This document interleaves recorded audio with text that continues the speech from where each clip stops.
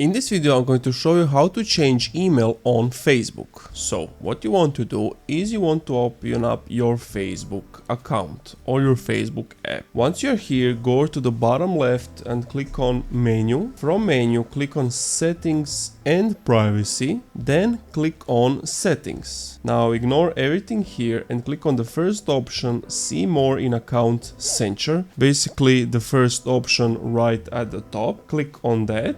Then click on personal details and then click on contact info, and then you can click on add new contact and add email address. Now enter whatever email address and then choose accounts for this email address. And that's it. After that you just click on next and your new email will be added to these accounts. Thank you for watching this video. If you enjoyed, leave a like, comment, subscribe.